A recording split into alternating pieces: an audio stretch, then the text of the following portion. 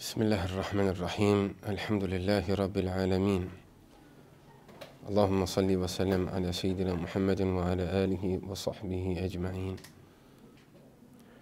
May Allah place blessing and barakah in the moments in which we meet, and may Allah place barakah in the moments in which we depart, and may Allah place barakah in our moments of solitude with Him. And may Allah subhanahu wa ta'ala allow those moments to unfold and unravel and impact every moment that we spend together. So our inward states and inward stations become tranquil, and they become stable, not stagnant, but firm and rooted. And we ask Allah subhanahu wa ta'ala, not by anything that we've ever done to deserve anything, but because of Him and who He is, that He allows these sessions and these moments and these gatherings to be a means to open up the realities of Islam and Iman and Ihsan and Irfan in our hearts, in our minds, in our souls, and deeper. يعلم السر وأخفى. He knows the sir and deeper. And in accordance to the penetrating light of the realities of Islam in our souls and in our hearts, and in our consciousness and in our understanding,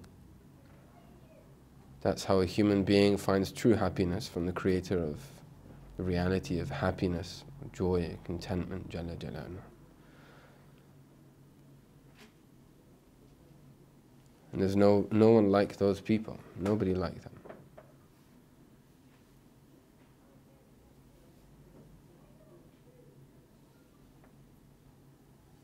And being in their company is has such a profound effect on the heart.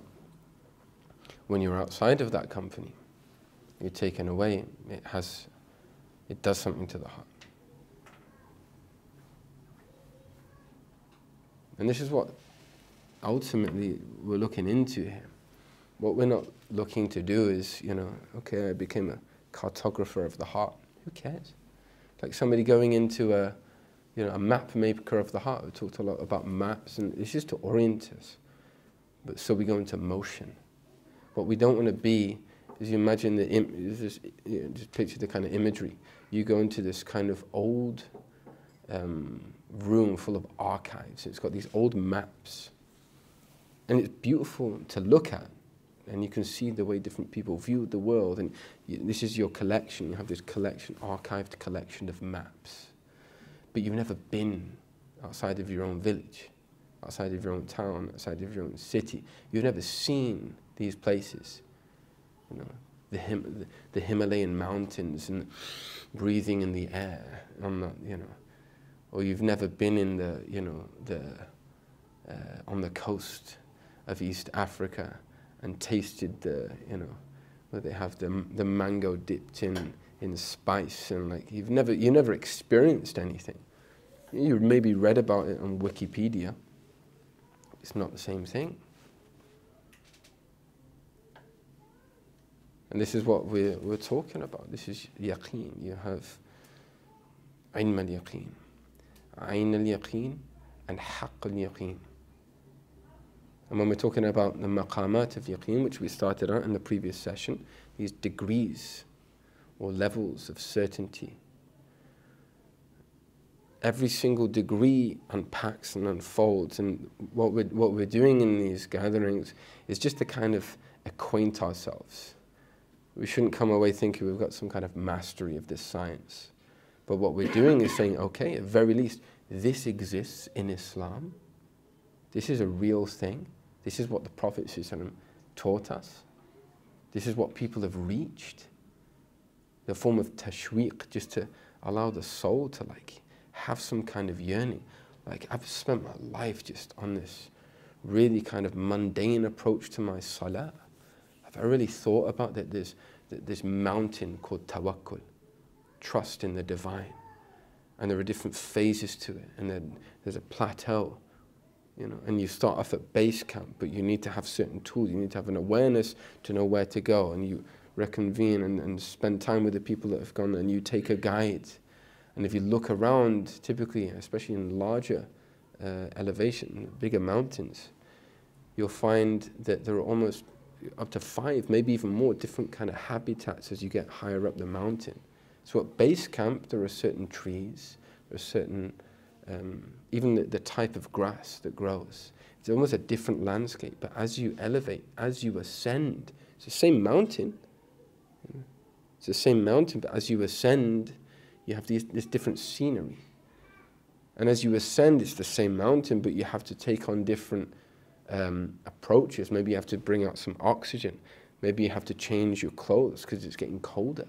Maybe you have to eat more or eat less. Maybe the technique is now different. They say when you get near the pinnacle, because there's so little oxygen, and if you're going up by night, then it's as if you're walking and the stars are unfolding.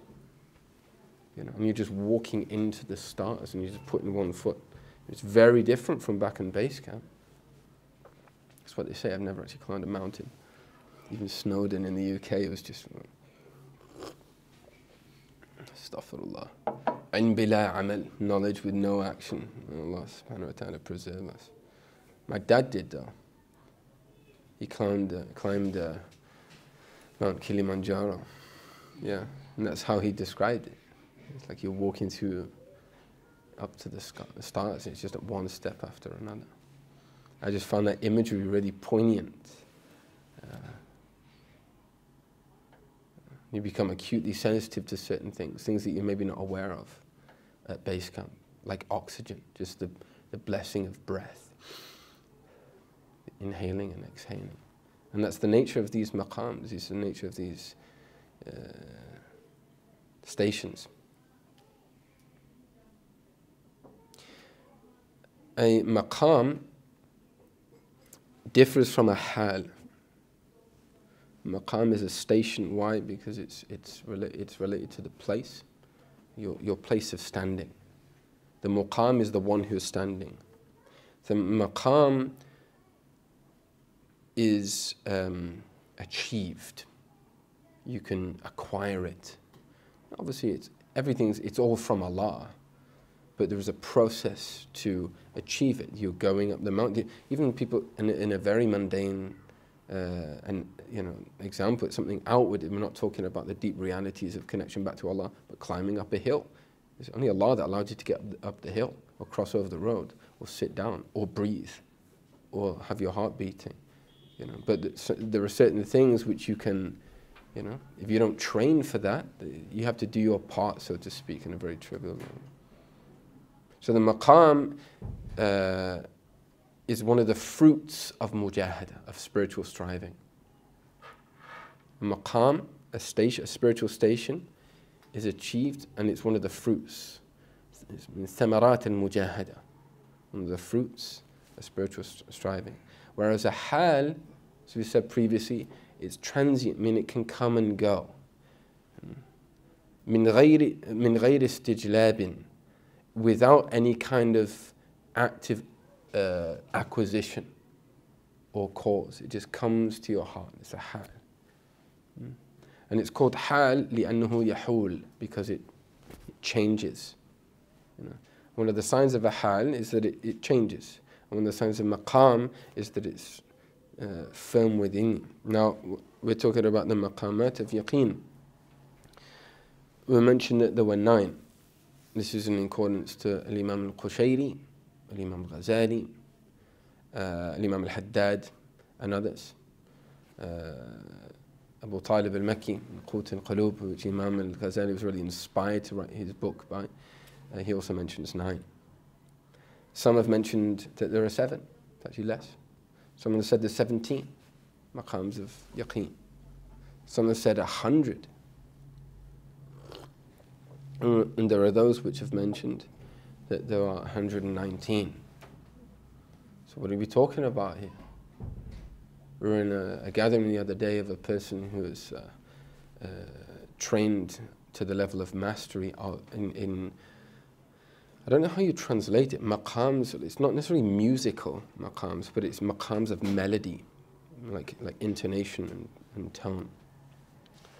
So, and he said that there are around 5,000. 5,000.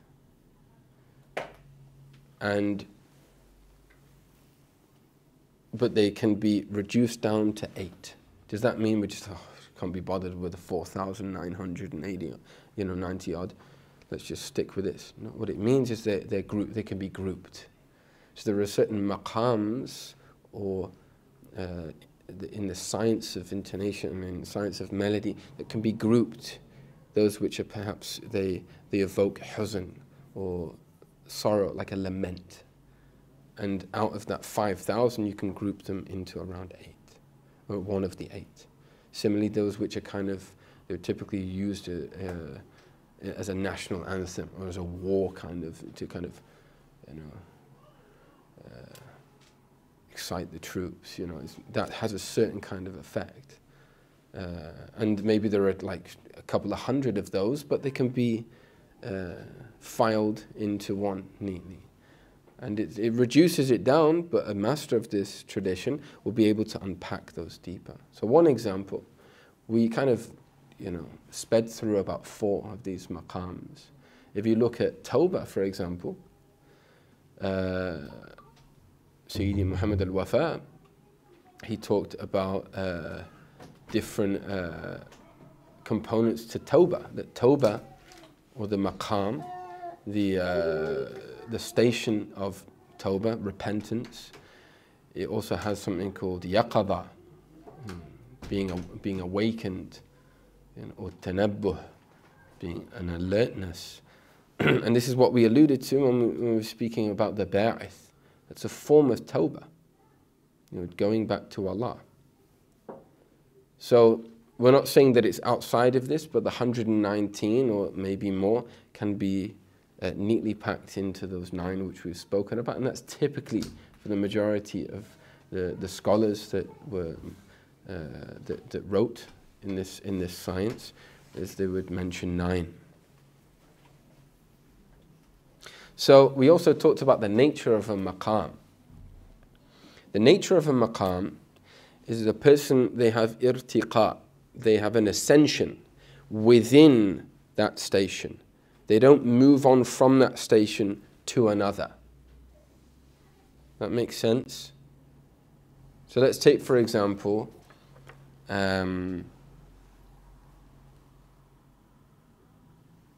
patience. There's a base understanding to what patience is, technically, within this science. It doesn't mean that you've been patient, you've mastered that level, and then you move on to the, number 5. Tick it off and move on to the next stage. It doesn't mean like that. You're still on the same mountain, you're just on a different degree. You're in a different, which require different things, different understanding, a deepening of that knowledge. Now these things can be, it gets somewhat challenging to understand. Why? Because we're not talking about a knowledge which deals with mahsusat, tangible things. And that's why they'd often have, is it 9 or 119? Well, can't you just count it? No, because we're talking about ahwal and maqamat. We're talking about things which take place within inside you. They're non-tangible. And that's why that interpretation is often, it's much broader. لِكُلِّ فُؤَادٍ أَلْفُؤَادٍ. Every heart has 1,000 valleys.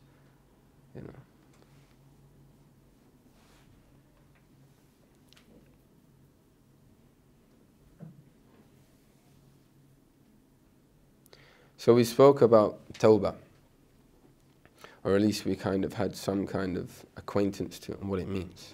The second maqam, and there are different orders. We're just going to go through this as kind of similar to the way Imam al-Haddad mentions in his Ta'iyya, his famous poetry. Tawbah, then you have sabr, then you have shukr. So Tawbah is repentance. We can debate whether that's the best word to use in English, but just for the sake of, approximating, writing something down. Tawbah is repentance. The second maqam, station, is sabr, patience. The third maqam is shukr, you could say gratitude or thankfulness. The fourth is raja, hope. The fifth is khawf, fear. The sixth is zuhud, renunciation, abstinence.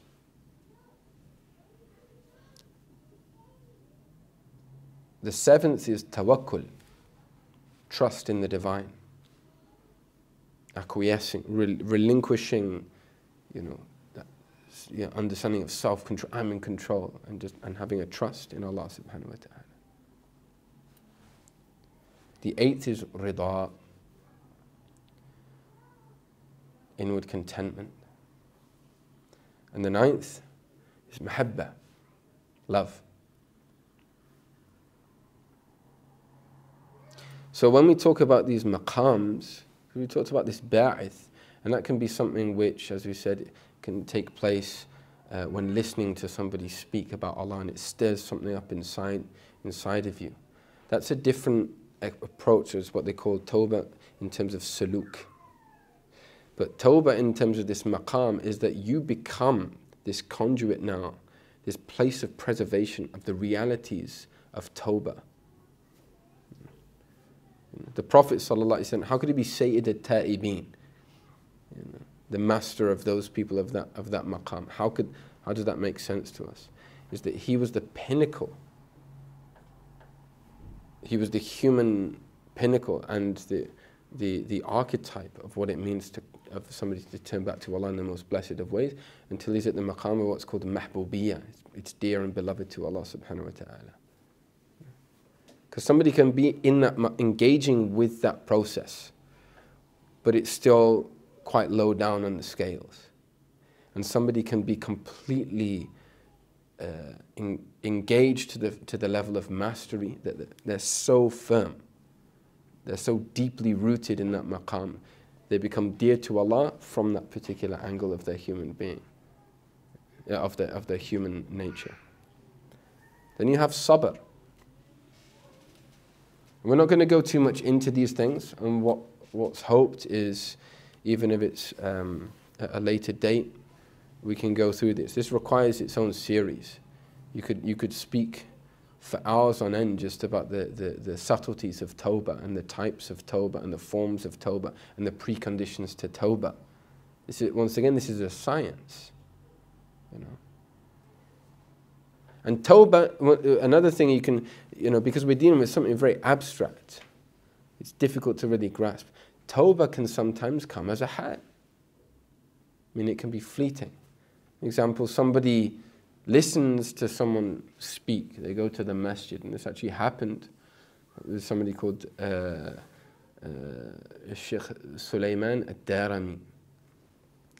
And he, radiallahu anhu, was one of the Darani, and he was one of the masters of this tradition. But at the beginning, he was somebody that was involved in all sorts of haram and he went to the masjid and he heard, someone speak, and he had this feeling in the heart, I need to turn back to Allah. That awaken. See, that's a component of tawbah, that tanabbuh. He becomes awakened, he becomes alert, it's all within the maqam of tawbah. But this was a hal. Why? Because on his way back back home, he was like, I've lost the drive, to be honest. Let's go back home, put on Netflix, let's go back home. And I don't have a particular issue with Netflix. What I'm talking about here is, maybe you're watching Imam in a masjid on Netflix, Allah. You get what I'm trying to say. He went back home, got out he's old, started drinking again, and just thought, just turn up the music, get out the decks, let's see what's on the playlist, let's just go wild, And he didn't have decks. This was a couple of 100 years ago. He had Netflix?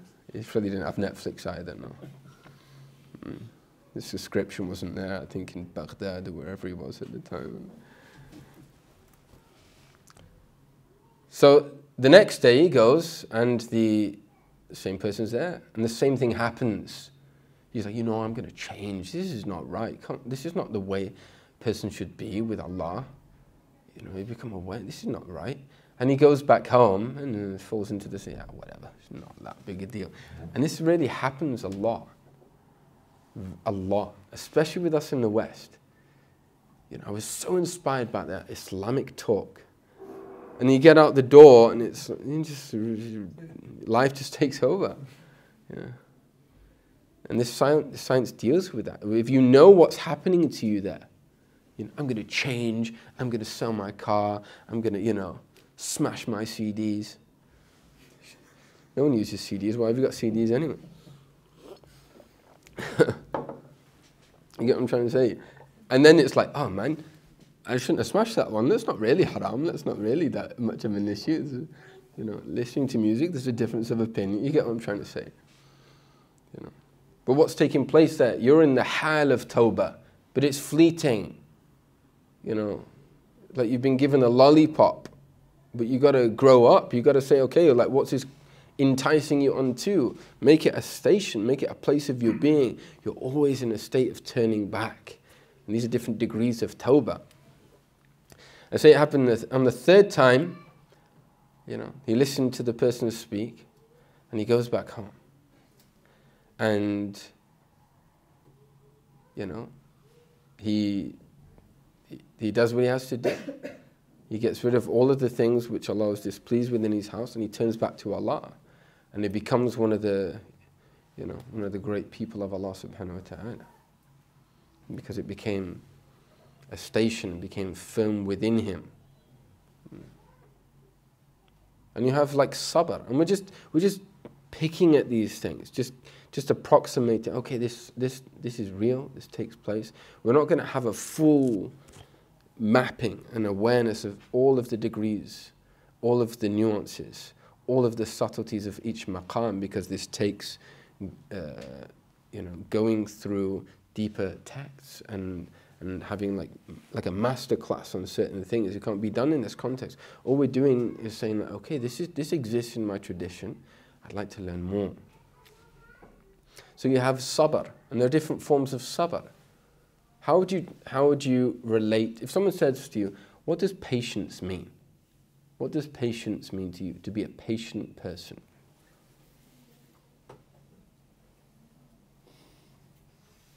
Typically, a lot of it is to do when somebody is frustrating you and you're able to hold back. Yeah? Maybe? Are there any other forms of patience? That's probably quite a common one. How we would say colloquially in just common language, like, it's a really patient person. That's so patient, you know. If, you know, your toddler's throwing a fit in the supermarket, and you're like, you know, and it's like screaming and shouting, and, you know, most people aren't that patient. The patient, we see it from a form, but what's the internal state of that person? You know, they're like, get back in the car, it's a totally different thing. Okay, no one's watching now, kid. Astaghfirullah. There's this thing going, A'udhu billah, miskeen. You know. The Prophet ﷺ was so patient, sallallahu alayhi wa sallam. In that sense, and he was in every sense. But then you have different forms of patience. You have a sabr ala ta'at, wa sabr ala al-ma'asi. It's considered patience within the science, within the prophetic worldview and understanding, to have a maintenance and consistency in acts of devotion. Like if you're not patient, if you're not consistent with acts of obedience, of ta'ah, you're not considered a patient person. Even if you can wait in the queue and you think you're the most patient person going. Yeah.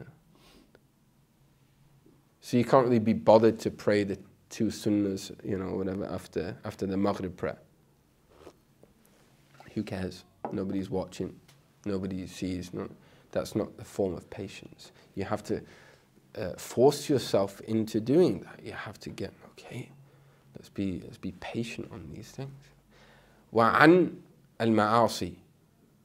And you need to be patient from, in the abstinence of disobedience.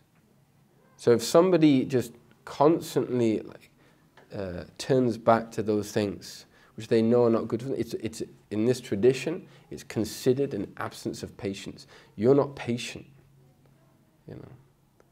You're not sabir. Inna Allah ma'a sabirin. Allah is with the people who are patient. This is why the people of this science, they're always looking out to these things. This ma'iyah. Why? It's because it's a nice thing to be a patient person. It's a good moral code. And as an upstanding member of society, patience is a virtue. It's like, yeah, who cares? Most people, that's where they're at. Who cares? If no one's watching, if there's no real accountability, so what if I run someone off the road? Or so what if no, you know, who cares? But if you're doing it because you want something with Allah, you want to be close to Allah, you want to experience something of that closeness and intimacy with Allah and patience, if, you know, like in Allah ma'a sabirin, Allah is with those who are patient. Then you're going to take it a lot more seriously. And then you have shukr, gratitude, of which there are countless degrees of gratitude. There are forms of raja, of hope, of khawf, of fear, of zuhud, abstinence. You know? And we just think like abstinence is like, you're kind of like some kind of like old school minimalism type thing going on. I'll just throw out like, you know, 40 of my, you know, 823 pairs of trousers, because shoes would be weird, it would be an odd number, that would be strange, but you get what I'm trying to say. You know, I must be so abstinent, I've reached the maqam of abstinence. No, part of abstinence is to be attentive, to be not frugal, but aware of your speech. You know, to be economical with your speech, to be economical with your acts. Why are you doing this? For what reason? There are all these different things which can be unpacked. Same with tawakkul. And once again, all of these things, there are balances to them. If you have a misunderstanding of tawakkul, I'm just going to go for it, I'm just going to race up to the top of the mountain, good luck with that. You're going to be raced back down on a stretcher. Because if you ascend too high, too soon, you've not acclimatized. You know? And that's what's called tahawwur, which is almost like a wanton recklessness. The idea of like, you know, I'm going to test my tawakkul out tonight, put the revs down on the car, pedal to the metal, close my eyes and trust in Allah. Yeah? You go through red lights, well, you're probably not going to get that far, but you know, that's not tawakkul. Just people, and these things happen. Like people, because of we've been so far removed from this tradition. You know, the ummah has come under so much trauma of an active stripping away of like, nah, why are you doing that? That's old. Like, we should be like focus on getting our doctorate and focus on getting our this and good, but like to the expense of this, what are you throwing away here? You're choosing what for what? What are you substituting? You know.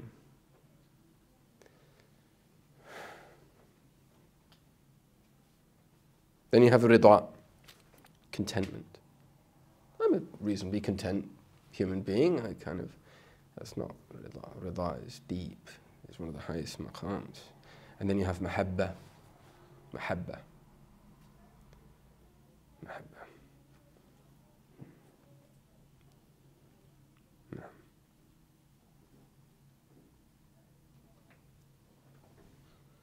Now, once again,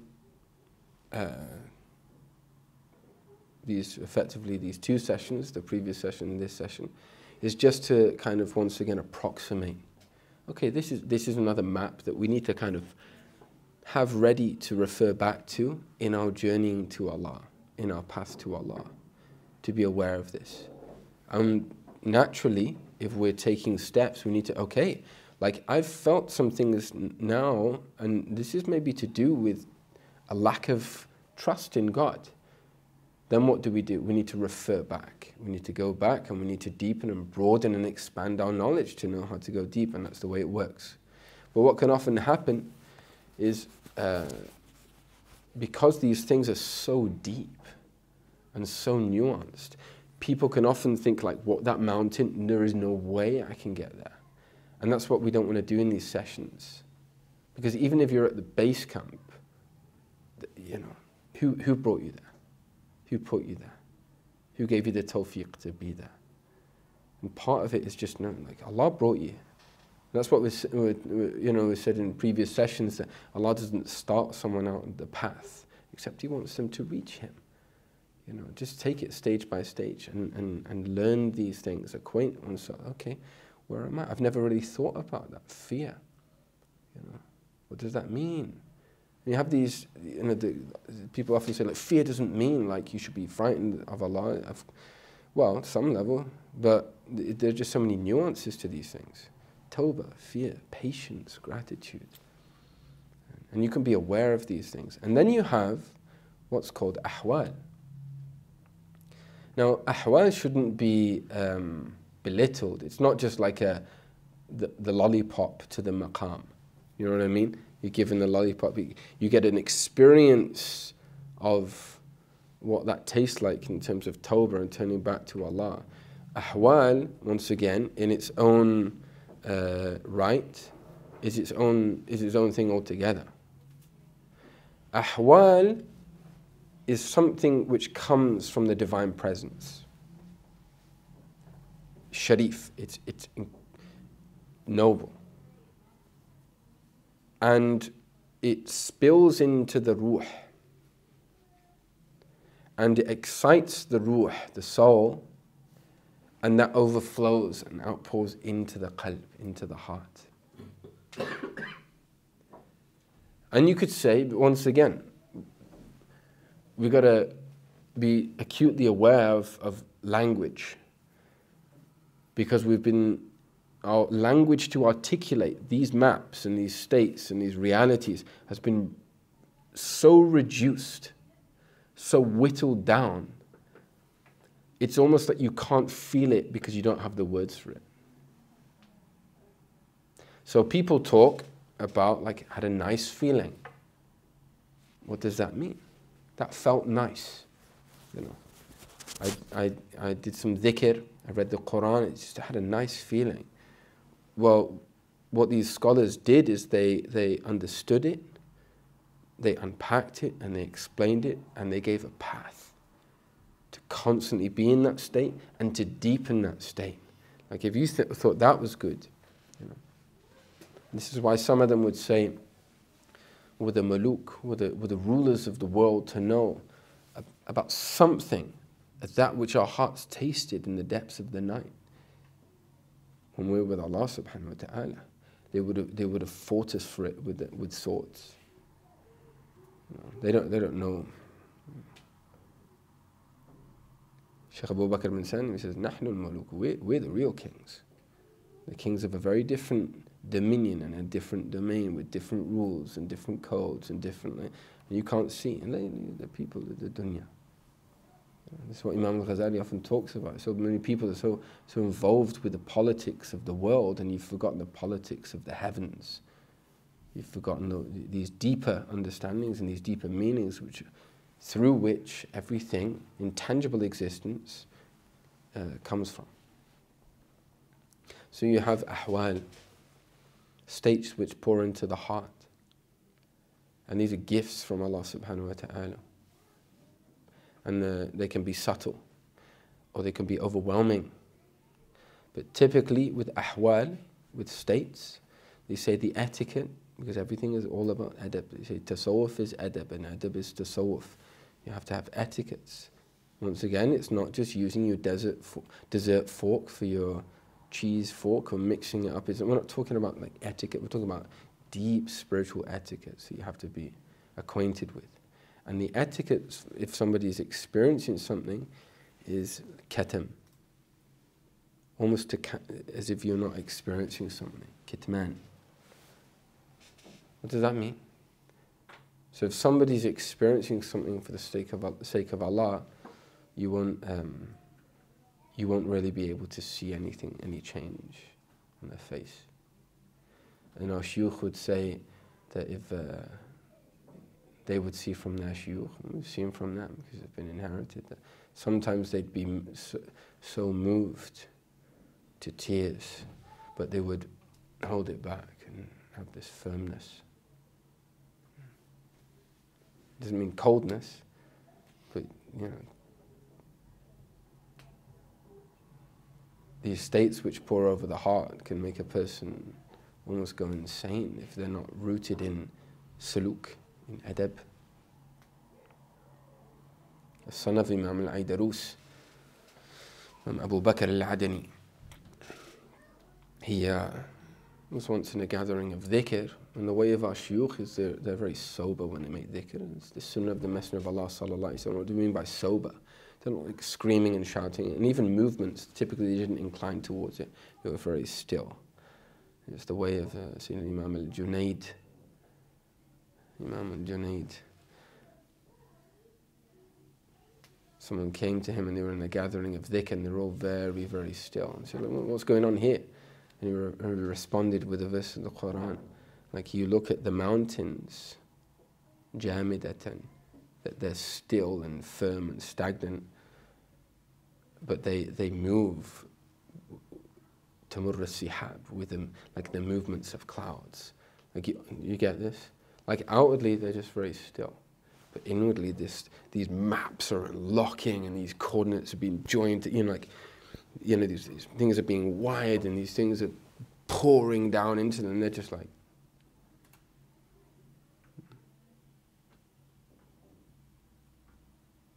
that's why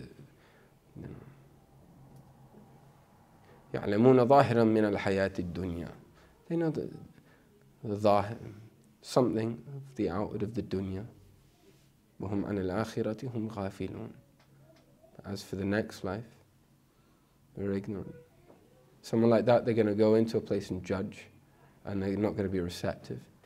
They're going to go and they're going to be like, oh, looks like a nice thing you're doing there. See you later.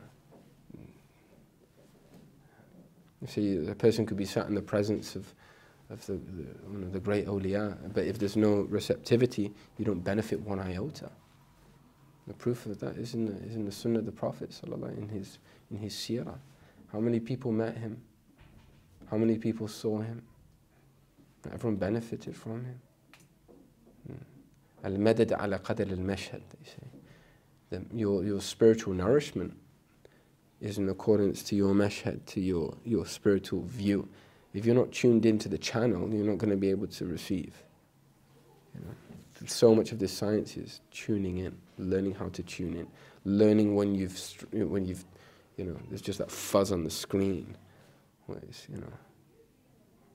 just some kind of blockage. So someone goes into the gathering of Imam Abu Bakr al-Aydarus, al-Adani. They say, and they're all sat there, and all these people, because this is what can happen. You can get into like the culture of spirituality, and it becomes about the outward trappings. And they say, "Rasumahum mahwa rasum."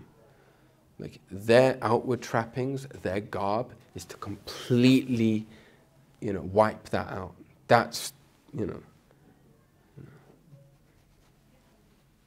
and if you look typically, even in places where many of these people went, like in Southeast Asia or in East Africa, you don't see like a cult or a clique or like, oh, they're doing this because they wear this or they wear that. And we often do this in the West. It can happen. It's not a bad thing. Affiliation and association is not a bad thing. Like, you wear this because someone you aspire to be like or admire or love does that. There's nothing wrong with that. And it's a mistaken and imbalanced. People say, oh, you're just trying to be, it's like a wannabe. That's not right. That's not right. That's not correct. But to think that hey, we're kind of the same now because I've got the same turban, I've got the same shawl, I've got the same this or the same that, or the same subha, and I've got the, one of the problems we've got to be acutely aware of as Westerners, modern people on that manhaj, is we're very good at commodifying spirituality. And that's scary. What I mean by commodifying is like, yeah, you're in that whole spiritual thing going. Have you got the new subha? New model with this kind of wood? Have you got this kind of thing? I know in Sweden things are not quite there yet, but I'm saying just be careful. Don't go that way.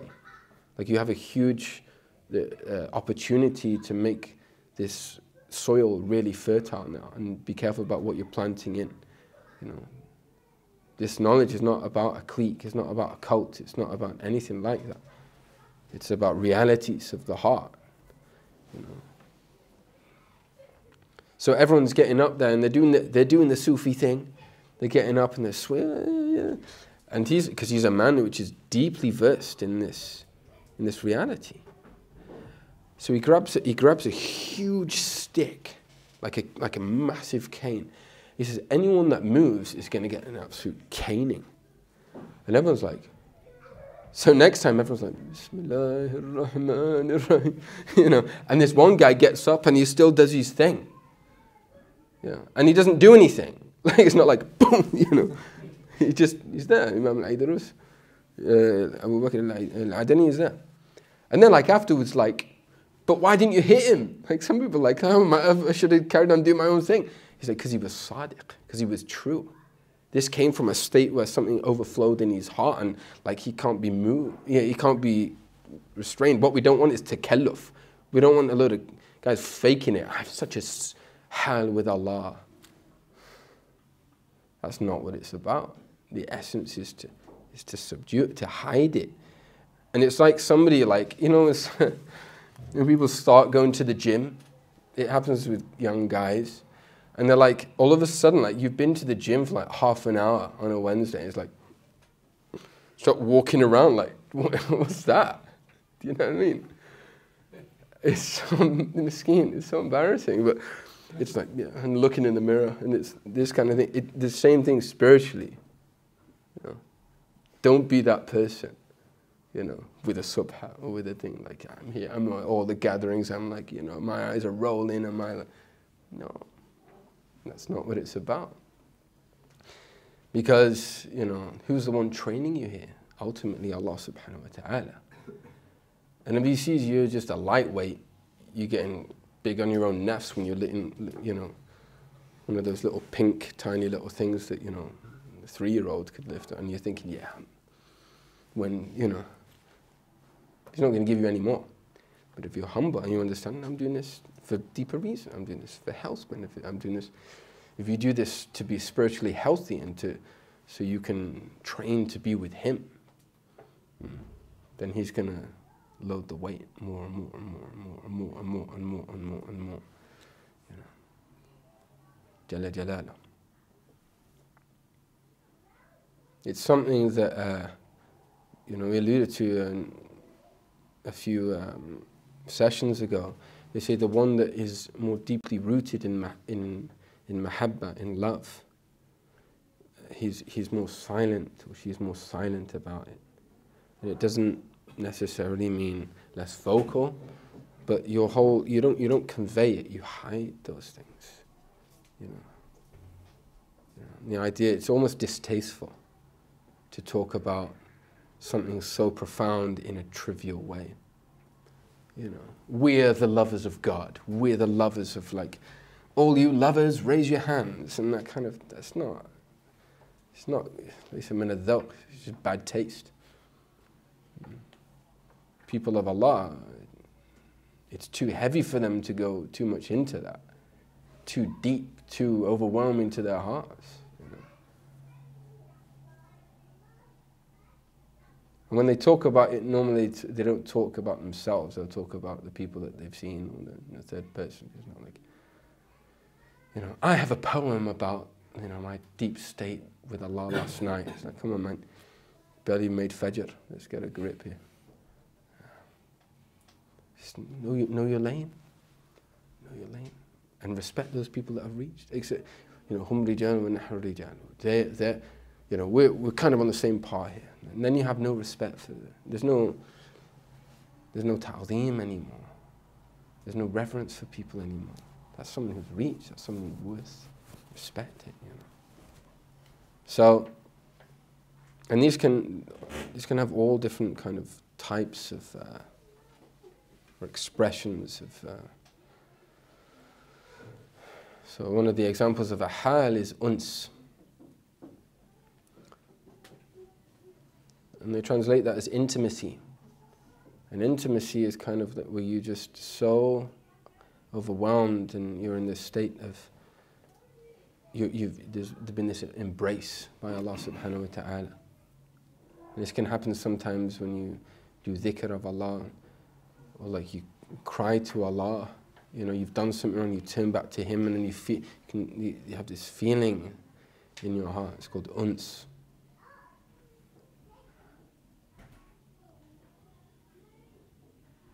And then you can have the opposite to that is wahsha, and you just feel so disconnected and so. But this is a hal which can come.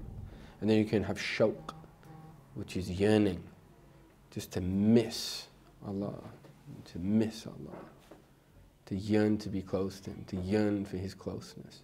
But the thing is, if you don't spend time with Him, how are you going to recognize that?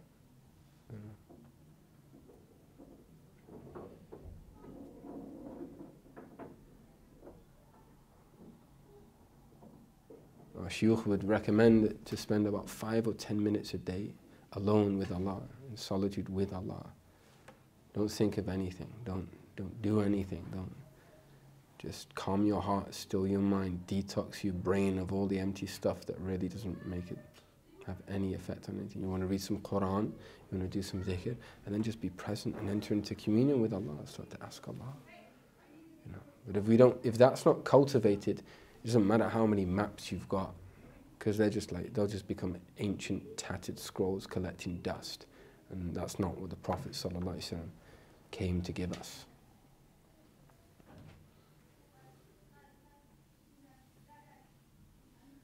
So we've spent the last few weeks just looking at some of these maps and looking at some of these coordinates and what they mean, and we should start to reflect and think about what they mean in my own state. Where am I at? You know, maybe I should learn more about this. Maybe I should consider this and place these templates upon my own heart.